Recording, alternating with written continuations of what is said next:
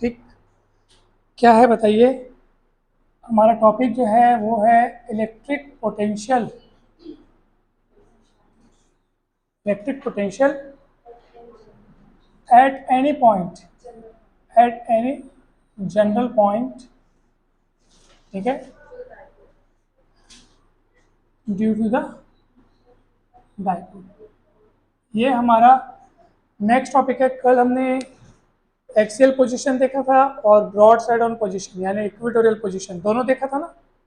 और आज हम देख रहे हैं कौन सा, जनरल पोजीशन, यानी कि कहीं पर भी अगर कोई पॉइंट हो तो वहाँ पे हम इलेक्ट्रिक पोटेंशियल कैसे पता करेंगे डायपोल के कारण। तो हम क्या करेंगे, सबसे पहले तो आप मान लीजिए कि ये ए बी एक इलेक्ट्रिक डायपोल है।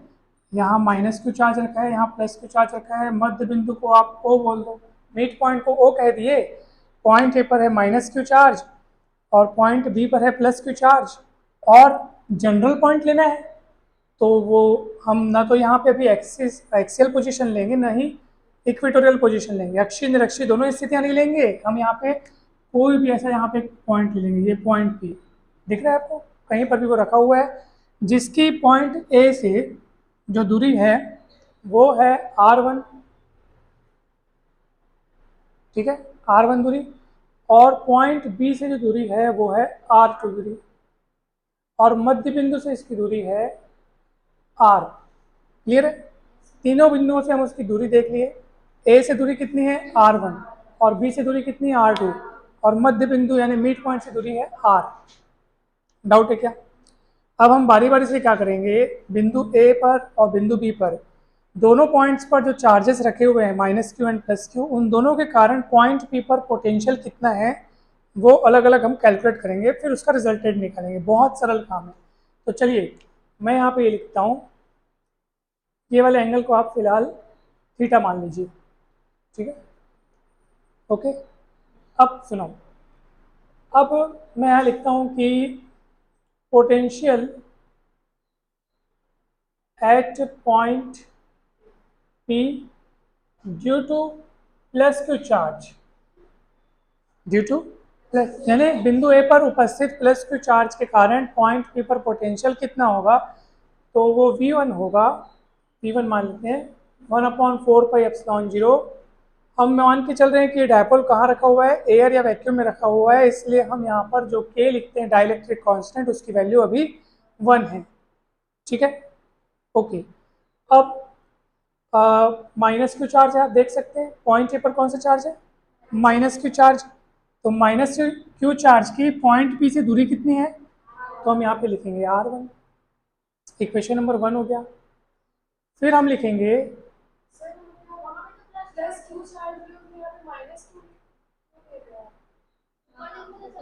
सॉरी ये माइनस क्यू पॉइंट चार्जेस को मैंने यहाँ पे माइनस क्यू यहाँ लिखा है और प्लस क्यू यहाँ लिखा है ना, हाँ ठीक है। तो प्लस क्यू भी लिखते हैं तो यहाँ पे प्लस क्यू आ जाता है V1, किसी को भी आप V1 V2 बोल सकते हो, कोई दिक्कत नहीं है। तो मैम चलो माइनस क्यू लिख दिया, और माइनस क्यू यहाँ पे है और उसके कारण पॉइंट पी पर पोटेंशियल इतना हो गया। तो अब मैं लिखूंगा कि potential at point P due two plus Q charge, ठीक है। अब बताओ कितना होगा, इसको मैं V2 बोल देता हूँ, और प्लस क्यू चार्ज हमारा पॉइंट बी पर उपस्थित है, जिसकी पॉइंट पी से दूरी R2 है। तो मैं कैसे लिखूंगा, 1/4πε0 Q plus Q R2, equation number 2। So resultant potential at point P is given by, है ना, resultant potential at point P is given by V is equals to, आपको कुछ भी नहीं करना है, कोई वेक्टर नियम यहाँ नहीं लगाना है। अगर आपको रिजल्टेंट पोटेंशियल चाहिए तो आप चुपचाप दोनों को जोड़ दो, सीधा सीधा जोड़ दो। तो चलिए जब हम सीधा सीधा जोड़ेंगे तो चलिए उनको जोड़ के बताओ कितना आएगा। तो ये होगा 1/4πε0 माइनस क्यू बाई R1, समझ रहा है, और प्लस 1/4πε0 क्यू बाई R2। दोनों ओर से आप देख लो क्या कॉमन निकल रहा है, ठीक है। हाँ देखो मैंने यहाँ इम्प्लाई सेट साइन लगाया है, यहाँ नहीं लगाया है, ठीक है, क्योंकि मैं यहाँ पूरा लिखने वाला हूँ। तो यहाँ पे हो जाएगा 1/4πε0, क्यू बस कॉमन निकालो और यहाँ बचेगा -1/r1 बचेगा और +1/r2 बचेगा। तो मैं इधर वाला पहले लिख लेता हूँ r2 -1/r1। क्लियर है? आगे पीछे लिखने से कोई फर्क नहीं पड़ेगा, जो माइनस है मैंने उसको माइनस में ही लिखा हुआ है। कोई डाउट है तो बताओ। नहीं, अभी बचा है ना काम हमारा। देखो, ये आपका हमने लगभग आंसर ला लिया है। इसमें थोड़ी सी और चेंजेस करनी है, 2-3 लाइन और आगे बढ़ेंगे हम लोग, फिर हमारा फाइनल आंसर आ जाएगा। सबसे पहले तो आप यहाँ पे इसको एलसीएम निकाल लीजिए। तो ये v इक्वल हो जाएगा q/4πε0, ये r2r1 या r1r2, और ये इधर जाएगा, ये इधर आएगा, ये ऐसे हो जाएगा। क्लियर है क्या? कोई डाउट तो नहीं है ना?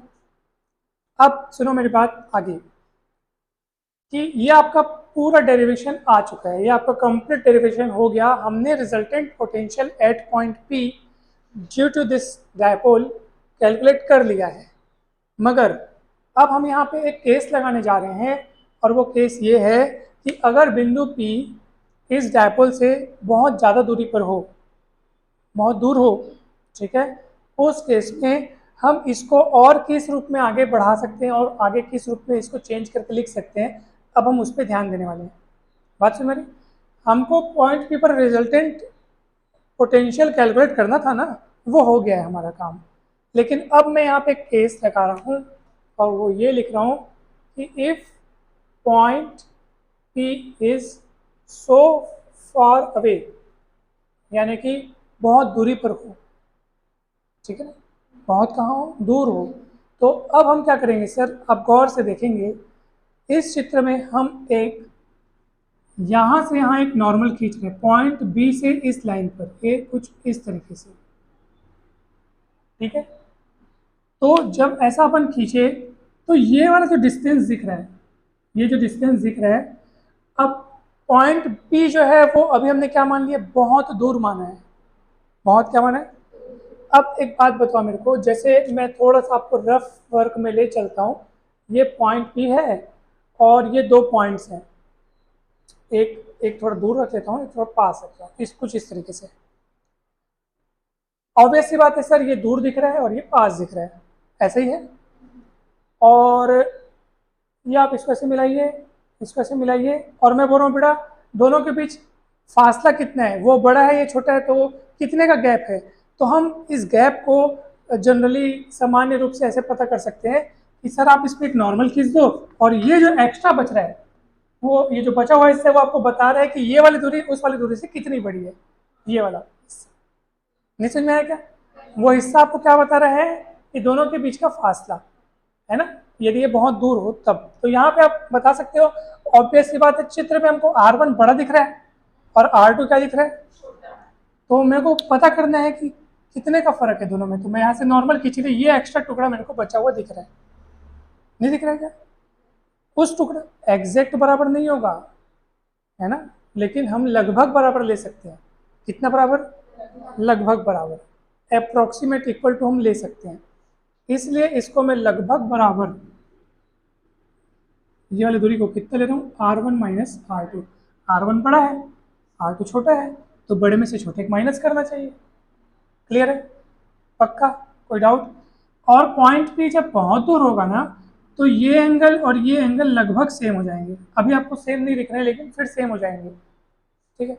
आप खुद सोचो आप कि डायपोल एकदम छोटा सा और पॉइंट बहुत दूर है, पॉइंट बहुत क्या है, तो अब इस बिंदु को इससे मिलाओ, चाहे इस बिंदु को इससे मिलाओ, इसके लिए तो दोनों सेम हो जाएंगे एकदम, क्योंकि वो बहुत दूर है और ये दोनों एकदम पास है। बात समझ रही? जैसे हम लोग अभी यहाँ बहुत दूर दूर हैं, लेकिन कोई चंद्रमा पे है, तो उसको हम दोनों का फासला दिखेगा क्या? तो में एकदम उसके लिए एकदम पास है एकदम। वैसे ही है कि ये पॉइंट अगर बहुत दूर है तो उसको इन दोनों के बीच की दूरी दिखाई भी नहीं देगी, है ना। वैसे ही तो इसलिए एंगल थीटा, इसलिए एंगल भी क्या मान लिया मैंने, थीटा। अब आप मुझे बताइए कि इस पॉइंट को मैं नाम दे देता हूँ सी, बोल दो तो इस पॉइंट को मैं सी नाम दे देता हूँ। त्रिभुज एबीसी को देखो, इस त्रिभुज एबीसी को गौर से देखो, ट्राइंगल एबीसी में ये नॉर्मल खींचे हैं, नॉर्मल यानी ये 90 डिग्री बन जाएगा, तो 90 डिग्री सामने वाला हाइपोटेनियस हो गया। हमेशा आप याद रखना, राइट एंगल ट्राइंगल में 90 डिग्री के सामने वाला कर्ण होता है यानी हाइपोटेनियस होता है, और ये होता है बेस, और ये होता है परपेंडिकुलर यानी लंब होता है। तो 90 यहाँ बना है, तो ये हो जाएगा बेस और ये हो जाएगा हाइपोटेनियस, तो कॉस थीटा लगाएंगे हम लोग। तो इन डायग्राम ध्यान से समझना भाई, बहुत सरल है, कुछ भी कठिन नहीं है। आप डायग्राम में ट्राइंगल एबीसी लो, ठीक है, इन राइट एंगल ट्राइंगल या राइट ट्राइंगल लिखता हूँ, राइट ट्राइंगल एबीसी में आप कॉस थीटा लगाइए। कितना होता है cos theta? Base upon hypotenuse. तो बेस जो है ना सर वो एसी है और हाइपोटेनियस कौन है? एबी है। तो हम लोग क्या लिखेंगे? एसी बटे एबी। नहीं समझ में आया क्या? फिर क्रॉस मल्टीप्लाई करेंगे हम लोग, बहुत सरल रूप में मैं आपको बताने की कोशिश कर रहा हूँ। तो एसी कितना हो जाएगा? AB cos theta. कितना हो जाएगा? क्रॉस मल्टीप्लाई करेंगे तो, और ए बी कौन है सर? सही है ना? हाँ, और ए बी कौन है? ए बी जो है वो डायपोल लेंथ है, जिसको हम यहाँ लिखना भूल गए हैं, 2a। हमेशा लिखते हैं ना डायपोल लेंथ को 2a लिखते हैं, तो ये ए बी जो हो जाएगा वो कितना हो जाएगा? 2a cos theta. और व्हाट इज ए सी? ए सी कौन है ये मैं बताया आपको, R1 माइनस R2 कैसे हुआ? क्योंकि यहाँ से यहाँ तक की दूरी R1 है और ये दूरी R2 है, तो परपेंडिकुलर नॉर्मल खींचा तो मेरे को ये हिस्सा मिला, जिसको मैंने लगभग उन दोनों के डिफरेंस के बराबर लिया। ठीक है ना? तो इसको आप ध्यान दीजिए। तो मैं यहाँ पे लिख भी देता हूँ कि R1 माइनस R2 लगभग बराबर को कैसे लिखते पता है? ये ऐसे डबल लाइन खींचते तो इक्वल टू होता है, और ऐसे लिखते हैं ना मतलब लगभग बराबर। और ये लगभग बराबर भी तब होगा क्योंकि आपने मान रखा है कि पॉइंट भी बहुत दूर ले रहे हैं, तब बहुत दूर ले रहे हैं पॉइंट भी, हिंदी में भी लिख सकते हैं यदि बिंदु P द्विध्रुव से काफी दूरी पर स्थित हो तो ए सी कौन है? R1 minus R2। ओके, सो हमने ये ले लिया। अब ये R1 माइनस R2 जो ऊपर दिख रहा है, इक्वेशन नंबर 3 दे देता हूँ, उसमें हम R1 माइनस R2 के स्थान पर 2a cos थीटा रखेंगे। आप लोगों को कुछ डाउट है? आगे बढ़ूं? अब देखो आगे। अब मुझे एक बात बताओ कि हमारे पास यहाँ 3 डिस्टेंस दिख रही है। कितनी डिस्टेंस दिख रही है? कौन कौन सी 3 डिस्टेंस? R1 जो कि A से P की दूरी है, R जो कि O से P की दूरी है, और R2 जो कि B। इन तीनों में से बड़ी, मंझली और सबसे छोटी कौन कौन है बताओ? सबसे बड़ा कौन है? R1 सबसे बड़ा दिख रहा है। फिर मीडियम में कौन है? R। फिर सबसे छोटा कौन दिख रहा है? पक्का ऐसा दिख रहा है? ठीक है, तो अब मैं क्योंकि पॉइंट P को काफ़ी दूर माना हूँ, इसलिए R1 R और R2 में एक रिलेशन जो लगभग बराबर हो सकता है, मैं लिख के आपको बता रहा हूँ। कहीं डाउट होगी तो मेरे को बताना। ठीक है, ये हम लोग इसका वैल्यू ला लिया ना, R1 माइनस R2 का वैल्यू 2a cos थीटा यहाँ रखेंगे। अब मैं इसका उपाय खोज रहा हूँ, इसकी वैल्यू तो मैं निकाल लिया, इसका क्या करोगे सर? R1 R2 का, तो उसके लिए भी मैं कुछ लिख रहा हूँ और मैं आपको बता रहा हूँ कि R1 R2 को हम लगभग बराबर R स्क्वायर ले सकते हैं। लगभग बराबर कितना ले सकते हैं? R square. क्यों ले सकते हैं, कैसे ले सकते हैं, मैं आपको बता रहा हूँ। देखो, जैसे यहाँ पे आपको R दिख रहा है R1 और R2 के बीच में, यानी कि इससे छोटा और इससे बड़ा, तो इससे छोटा और इससे बड़ा दिख रहा है, इसलिए सबसे बड़े और सबसे छोटे के प्रोडक्ट को बीच वाले का स्क्वायर बना के लिख सकते हैं। ये ठीक वैसा ही है जैसे आप सब 2 और 8 के प्रोडक्ट को 4 स्क्वायर लिख सकते हो। 8 बड़ा है, 2 छोटा है, 4 दोनों बीच में आता है, 4 2 से बड़ा होता है, इसलिए बीच वाले का स्क्वायर इज इक्वल टू बड़ा और छोटा। दिमाग लग रहा है समझने के लिए? आपको ये समझने के लिए मैंने उपाय सोचा है, हम लगभग बराबर लेंगे यहाँ पे। क्लियर हुआ है कैसे हुआ? ठीक है, अगर कोई चीज़ किसी से छोटी और किसी से बड़ी हो तो हम उसको बड़े छोटे का प्रोडक्ट इज इक्वल टू बीच वाले का स्क्वायर, है ना। इसको और एक चीज़ बोलते हैं, ये ज्योमेट्रिकल मीन का कंसेप्ट है। पढ़े हो आप लोग कक्षा 11वीं में कि 2 दूनी 4 दूनी 8, है ना? ऐसे होता है ना, 2 दूनी 4, 4 दूनी, तो ज्योमेट्रिकल मीन 4 है क्योंकि ये दोनों का गुणा इसके स्क्वायर के बराबर है, उसी के लगभग बराबर ले रहे हैं। आइए अब इक्वेशन 3 में हम ये सब काम करते हैं, ये यानी कि सो बाई इक्वेशन 3 क्या हो जाएगा बताओ भला? रिजल्टेंट पोटेंशियल कितना निकलेगा? V is equals to Q upon 4 pi epsilon 0, और जो ब्रैकेट है सर उसमें R1 R2 के स्थान पर हम क्या लिखेंगे? 2a cos theta, very good बेटा, वेरी गुड बेटा। और नीचे R1 R2 के स्थान पर क्या लिखेंगे? R square. आइए आगे बढ़ते हैं। Q इंटू टू ए को हम P बोलते हैं, dipole moment. Q into two A, charge into distance या dipole length, charge into dipole length, तो क्या हो जाएगा? ये P हो जाएगा, है ना? तो एक काम करते हैं, P को मैं cos थीटा के साथ लिखूंगा, P cos थीटा, और यहाँ 1/4 पाई एप्सिलॉन 0 और ये आर स्क्वायर। आपका डेरिवेशन आपके पास आ गया, आंसर आ गया हमारा। कोई चिंता की बात नहीं है, बहुत सरल काम हमने यहाँ पे किया है, बहुत इजी है। अब सुनो मेरी बात, ये डेरिवेशन आपका समाप्त हो गया है, मगर मगर आपके बुक में एक आध दो लाइन और एक्स्ट्रा दिया है, आइए देख लेते हैं वो क्या है। ठीक है, अब यहाँ पे कहीं कोई दिक्कत? एक बार हल्का सा हम लोग रिवाइज कर लेते हैं 30 सेकंड के अंदर, 30 सेकंड सुपर फास्ट रिवाइज। देखो, पॉइंट ए पर माइनस क्यू चार्ज रखा है, उसके कारण पॉइंट पी पर पोटेंशियल को मैंने V1 कहा, फॉर्मूला लिखा 1/4 पाई एप्सिलॉन 0। माइनस क्यू चार्ज के कारण पोटेंशियल निकाल रहा हूँ, इसलिए माइनस क्यू, और दूरी उसकी कितनी है? R1, तो R1 हो गया। पॉइंट पी पर पोटेंशियल निकाल रहा हूँ प्लस क्यू चार्ज के कारण, जो कि पॉइंट बी पर रखा है, उसकी दूरी R2 है, तो R2 आ गया। रिजल्टेंट निकालने के लिए एकदम फट से दोनों को जोड़ दिया। कैसे जोड़ दिया? एकदम फट से दोनों को जोड़ दिया, जो कॉमन निकलना था सो निकल गया, अंदर R1/R2 बचा है, -1/R1 बचा है। एलसीएम निकाल के R1 R2 नीचे लिख दिए, R1 ऊपर चला गया, R2 इधर आ गया।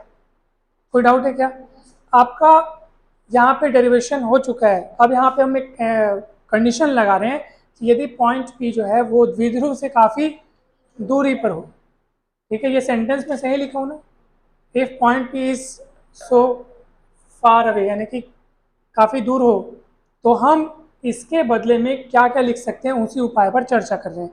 तो मैंने क्या किया, फिर यहाँ से एक नॉर्मल डाला, तो मेरे को ये एक्स्ट्रा जो टुकड़ा बच रहा है, तो ये पूरा R1 था और ये क्या था? R2। तो ये जो डिफरेंस है उसको मैं लगभग R1 माइनस R2 के इक्वल ले सकता हूँ, इसलिए मैंने अप्रॉक्सीमेट इक्वल टू AC कहा। और ऐसे निकालने के लिए मैंने यहाँ पे इस ट्रायंगल ABC में मैंने लगाया cos थीटा। क्या लगाया? तो cos थीटा यानी क्या होता है? Base upon hypotenuse, base AC hypotenuse AB cross multiply किए, AB जो है वो डायपोल लेंथ है 2a, तो R1 माइनस R2 का जो वैल्यू निकला 2a cos थीटा यहाँ रखेंगे, और R1 R2 को मैं किसके इक्वल लिखा? लगभग बराबर R स्क्वायर। ये कैसे लिखा समझ में आ गया नहीं? बस 4 तो 8 वाला एग्जाम्पल दिया आपको। ये दोनों ही आप यहाँ पे रिप्लेस कर दीजिए, वैल्यू पुट कर दीजिए, R1 माइनस R2 के स्थान पर 2a cos थीटा और R1 R2 के स्थान पर R स्क्वायर आपका, और ये क्यों इंटू 2a को हम लोग P लिख दिए। कारण लिख रहा बाजू में, क्योंकि डायपोल मोमेंट करके, डायपोल मोमेंट लिखना पड़ा। ठीक है, अब सुनो एक और कहानी। आपका आंसर तो वैसे आ गया है, मगर एक और बात, हम ऊपर नीचे R का गुणा कर रहे हैं। किसका गुणा कर रहे हैं? P पहले से है, P cos थीटा भी पहले से है। R का ऊपर नीचे गुणा होगा तो नीचे R क्यूब हो जाएगा, R स्क्वायर नीचे पहले से, नीचे में क्या पहले से? R स्क्वायर पहले से, एक और R का गुणा कर रहे हैं नीचे में, और ऊपर भी किए हैं। तो ये क्या है पता है sir? A B cos theta मतलब क्या होता है पता है आपको? A vector dot B vector, आपको पता होगा। तो ऐसे इसको आप क्या लिख सकते हो? P वेक्टर 1/4 पाई epsilon 0 P vector dot R vector upon R cube. R cube हो गया ना, याद रखना। ये एक पोटेंशियल का और फॉर्मूला है, ताकि हम इसको ऐसे डॉट प्रोडक्ट के रूप में लिख सकें। आंसर है, कंप्लीट है, कोई दिक्कत नहीं है। ठीक है, वहाँ पे आप आंसर कंप्लीट कर सकते हो। ठीक है, ऐसे भी लिख सकते हैं। मैं आपको पता रहा था कि कहीं ऐसा लिखा हो, फिर आपके मन में डाउट हो कैसे आ गया, तो मैं आपको सिखाना चाह रहा था। तो क्लियर है कि नहीं है? अब सुनो, अब हम यहाँ पे स्पेशल केसेस पढ़ते हैं। स्पेशल केस यानी कि वो आप लोग पढ़ना आपके लिए है। एक्सेल पोजीशन के लिए थीटा कितना लिखेंगे? 0 डिग्री लिखेंगे, 0 डिग्री। और ब्रॉड साइड ऑन पोजीशन के लिए थीटा कितने लिखेंगे 90। तो उसकी जो डेरिवेशंस आएंगे आप देख लेना। मैं तो बता रहा हूँ ब्रॉड साइड ऑन के लिए जब आप थीटा 90 रखोगे तो कॉस 90 जीरो हो जाएगा और वी की वैल्यू कितनी आ जाएगी जीरो। और आनी भी चाहिए क्योंकि जब हम कल इक्वेटोरियल पोजीशन पढ़े थे तो उसमें रिजल्टेंट पोटेंशियल की वैल्यू कितनी आई थी जीरो आई थी, आपको पता है। और जो जो एक्सियल पोजीशन है, कौन सी पोजीशन, एक्सियल पोजीशन में थीटा कितना रखेंगे जीरो। तो जब आप जीरो रखोगे तो 1/4 पी अपॉन आर स्क्वायर, और आया भी था कल, भगवान कसम आया था, आप देख लेना, है ना। तो ठीक है, तो ये हो गया और बन गया, derivation is complete, derivation is complete.